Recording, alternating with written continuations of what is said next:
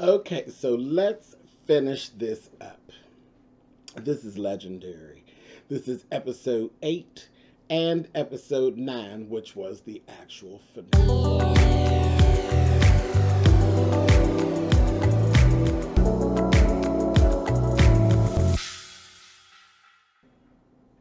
Hey guys, thanks so much for clicking on the video. This is my conclusion video to the reviews for Legendary Season 1. I'm actually doing, well, they came out together. Episode 8 and episode 9 came out together. So I'm actually going to do the video together. We'll talk about the actual finale when we get down to that part. Let's just focus on episode 8 right now. It was the semifinal. And it was the Atlantis ball. Okay. This was a mesh up of the houses. We talked about it in the last episode. So we got La Gorgeous and we have Balscada. Okay. Let me say this because I have to do a correction. I'll tell you, we talk about 007s, okay? So, of course, I don't know everything about ballroom. I don't know everything. I know a lot about ballroom. I don't know everything. Now, right around the time that I actually left the ballroom is when the whole 007 phrase was starting to be used. I've always thought that 007 was another house. I've always thought that. I've always believed that that was another house. So you have to... Excuse me, I stand corrected. It's not 007 is what's actually being used for free agents. When I was around, they were still saying free agent. They had just started saying 007. That was as I was actually exiting the ballroom. So I am not correct with that. 007 is not a house. Those are free agents. Those are people who are, they're very good and known. You know, they've done something, they've made a mark for themselves on the ballroom floor, but they're not actually in any houses. Sometimes they've been in another house and they're just kind of out there and haven't been snatched up by another house. Or sometimes they're brand new coming out and just have never been snatched up. So I just wanted to correct that before we go on. Okay, moving on. Atlantis Ball semifinals. So the first category is a face runway Vogue challenge. It's 3 people, and the category was Tales from Atlantis. This was where the first mistake was being made from La Gorgeous, which is the Gorgeous House of Gucci and the Lanvins together. They've sent out all Lanvins for this category. I said, y'all gonna have a problem. Y'all gonna have a problem because the whole point is the mesh up and the work together. So all 3 people came from Lanvin. I said they gonna fuss. I just knew they were gonna fuss, and they did. But they sent out their 3 folks, and it was like, okay, cool. Now the other group sent out Mother Escada and Father Balmain, and they sent out Calypso.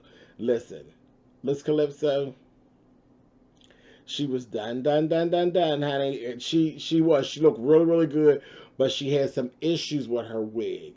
Her wig got caught in the very beginning. It got caught and it ended up coming off. Now, I would have chopped her. I would have chopped her. They didn't chop, but I would have chopped her. I've always, that's just always been my thing. If I'm sitting on a panel, somebody will just be mad at me, baby, because if you're wearing a wig and the wig come off and they ain't got no business coming off, I'm chopping you. You want to be a bitch? Then be a bitch.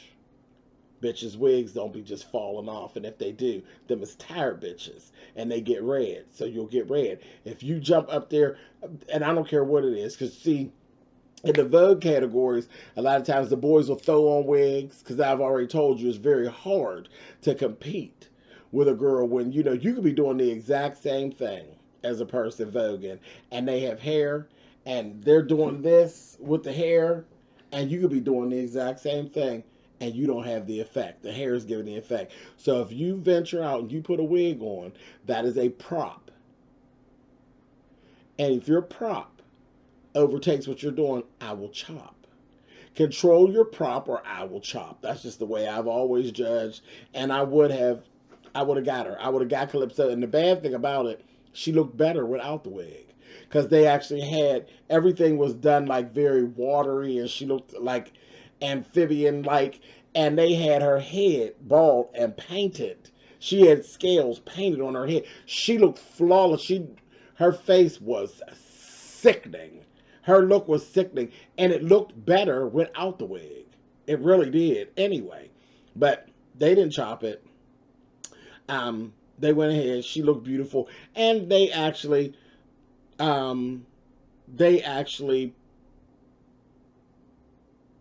they didn't end up winning the category. They ended up La Gorgeous actually ended up winning the category. They did. They ended up grabbing the category. The La Gorgeous ended up grabbing it. And I don't know that her wig coming off played the huge part, but it definitely did get mentioned. Shouldn't have never had it on in the first place. But I'd have chopped her. Anyway, moving on. Next category was Octopus Puss Party. So it's 4 members, and it was hand performance. Law literally read both houses. Read them both. He was like, I thought it was all lackluster. I don't totally agree, but I don't think it was the best that they could have done.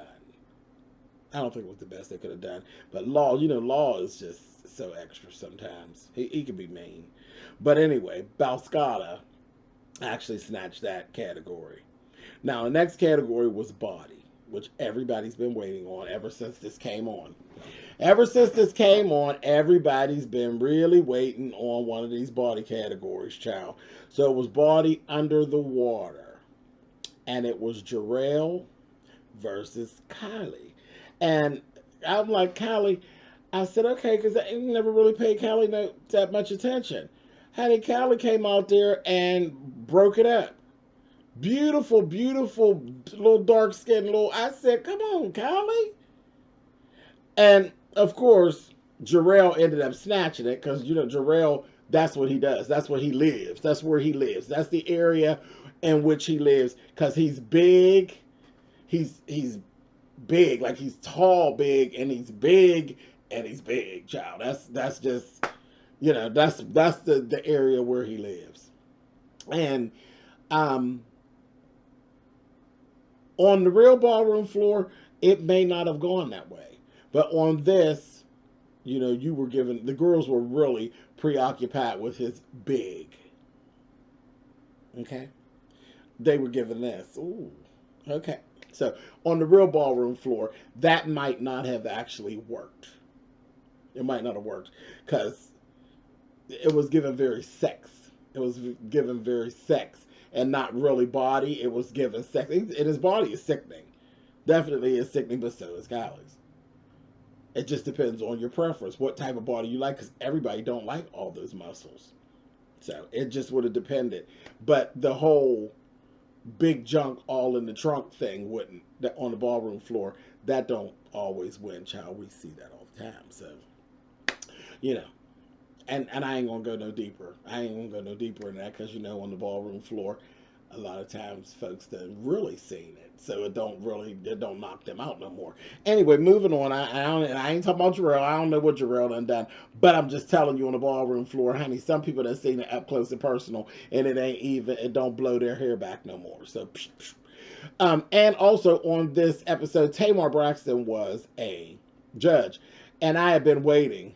I was wondering where she was. I knew at some point she was going to show up for this. This was definitely a show that would fit her vernacular. So she showed up. She looked good. And she was having herself a good old time. She really was. There was a little situation where she had leaned over in the first category and trying to keep the houses together of who's who. And she had asked Leomi a question, and Leomi had answered her. And Jarrell was like, what is that? What is that? They throw a shade? And they weren't throwing shade. But I was like, oh, Lord, okay. We'll talk about that in a minute. Anyway, moving on. Next category was see or not to see. It's a two-person category. It was Soft and Femme versus Dramatic Vogue. It was cool. Balscotta snatched it. It was just all right. It was all right. Balscotta snatched it. Next one was Teen Bazaar runway, and it was head to toe overness, and it was all parents. It was just the parents, and it was rich fish bitches is the category. Balscotta actually snatched that category.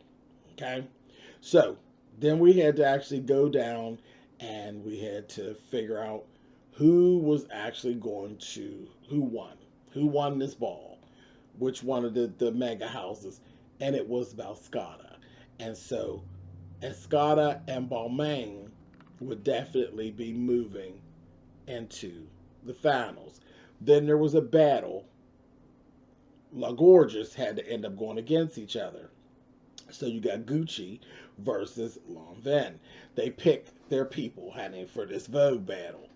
Child. Lanvin naturally picks Michaela. Gucci picks Jeter. I said, oh, shit. Now, ain't nobody want to even see this. Well, we did want to see it go down, but nobody wanted to judge it, child. Nobody wanted to judge it because, child, we love Jeter. Y'all know I done fell in love with Jeter, child. And, child, we love Michaela. Bitch, when I tell you that Michaela, they said, well, what do you all have to say? You know, they was getting it all going, pulling our heartstrings. And we said, honey, and Michaela said, I love you, Jeter. I said, oh, Lord. And so we was ready to get... All the shit went out the window. When they get started, they both was doing their little thing. Ain't no thing. You know, Jeter ain't got no bones, so he could do all that stretching and bending and flipping around and twisting his body all up.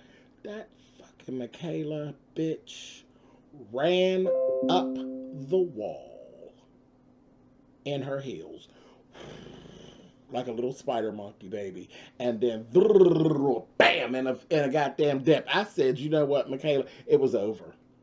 It was over. It didn't even matter at that. It didn't matter what Jeter did at that point when the bitch ran up the wall in the heels.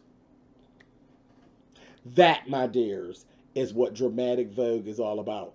And Dramatic Vogue usually goes down just like that. Somebody will do something that's so overly dramatic that it don't even matter what nobody else do after that. It has been shut down. I'm going to tell you, let me get off topic one time. I was in Cleveland for a ball. And there's this little child that was doing dramatics. And we always was looking for this child to see what is this bitch going to do. Child, this bitch went flying, honey, and leaped on the bar and over the bar and fell in a dip behind the bar and then jumped back on the bar and came back from over the bar and fell in some... It didn't matter what anybody did after that. It was shut down. Shut down. Finished. Anyway, there's a lot of people who have been balled up doing dramatics as well. There's been legs broken and people been left out on stretchers, baby, messing with that Dramatic Vogue, but it's everything. But yeah, she ran up the damn wall and it was over. I was like, oh, my Jeter had to come on and get a little hug because it's over. So it was what it was. So Lanvin ended up staying. So that's what was going on to the finals. Lanvin, Escada, Balmain.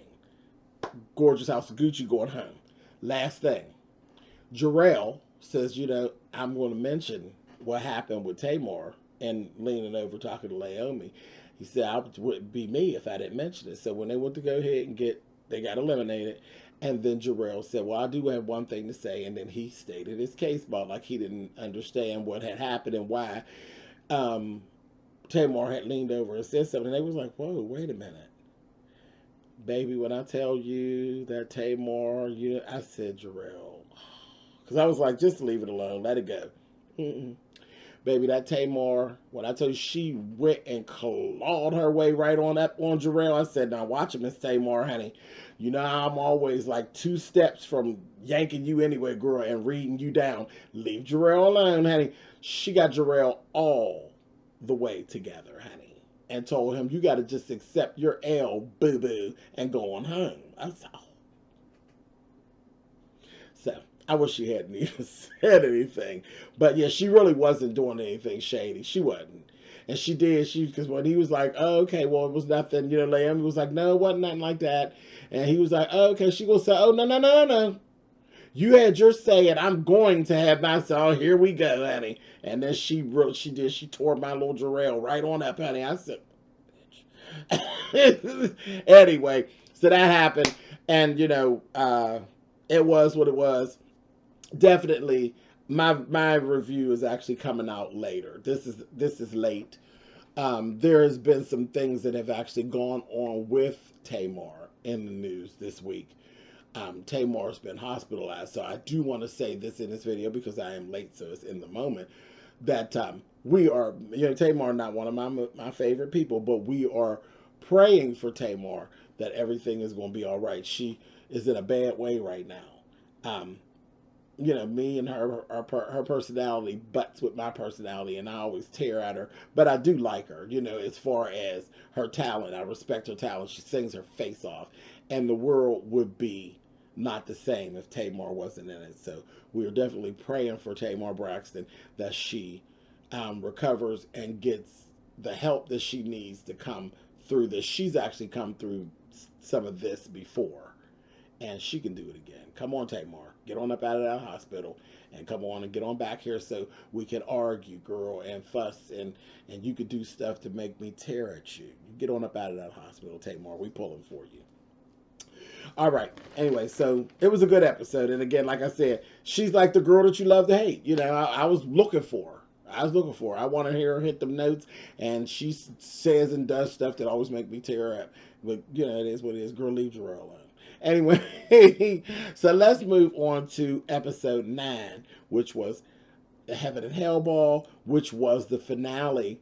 Now, this all took place in March of 2020. This was recorded. So this was the hit of COVID. Okay. So they decided there was no audience, and it did play a really big part in this episode. The episode was really missing that element of the audience. The audience is very important at a ball. You feed off of the energy of the audience. You need the energy of an audience to make a ball be the dynamic thing that a ball is. So it was definitely lacking that. But again, we understand we have to do what it is we have to do. We opened up with Desean, Wesley, and Leomi Maldonado. Honey, they did a performance which was a Latin house fusion performance. And, they are two of the best that we have in the ballroom. And they turned it. They turned it out. It was really, really good. And it actually did show you the level that their talent sits in is really outside of just the ballroom, because they literally had other things mixed in that wasn't just Vogue. They were voguing the way that voguing is supposed to be. The Vogue portion wasn't commercialized, which I can't stand. It was true grit, underground Vogue, what Vogue really is, not that Madonna stuff, real live Vogue movements. And they also had Latin ballroom really mixed in there, and it was done well, and it was choreographed, and they followed the choreography, and it was really good. It really, really was. I'm mad that it didn't have an audience, because if it had an audience, it would have been even that much better, because they were really good, but they would have really showed out if there would have been an audience. Anyway, moving on. So we also had a performance by Megan. She performed Savage, and she had the kids. They were voguing, and they had taught her a few little Vogue moves, and she had her Victoria's Secret wings on, and she's beautiful. She is. She's a beautiful child. She really is. Built bad. What's happening? That's her. I like her. I like Step Megan. So that was good and cute, and she used the kids for dancers and that. So let's go to this house performances. Okay, so it ended up being House of Balmain, versus the House of Lonvin.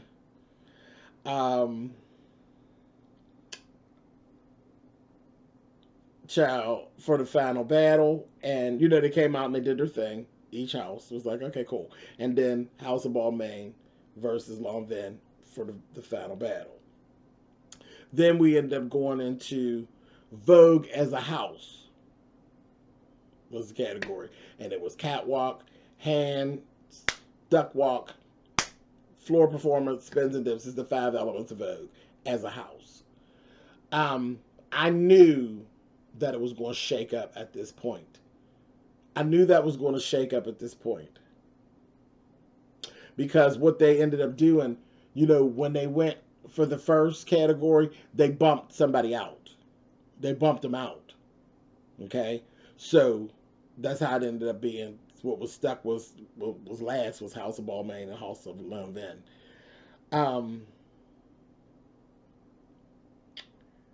Escada got bumped out with the house performance category. This Vogue is a house thing. I knew it was going to come down to it. I knew it was going to show the strengths and the weaknesses. And the weakness is that Mother Lonvin is not a voguer. She's not. She really isn't.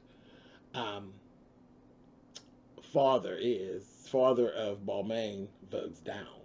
So it was like, just the stuff was going to just start to show up. And then it was a Vogue category. I was like, oh, God. Anyway, so I didn't know how they were going to judge. Was it going to be like a full report card judge? Or was it in the moment that we were in? However, don't know. Just sat there. We went through it. And on top ended up being House of Balmain.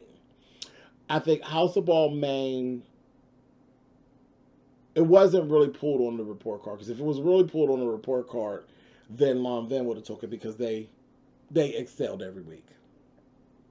But House of Balmain won the hearts of the judges and the people because you actually saw they have that whole family thing. They are what House is all about.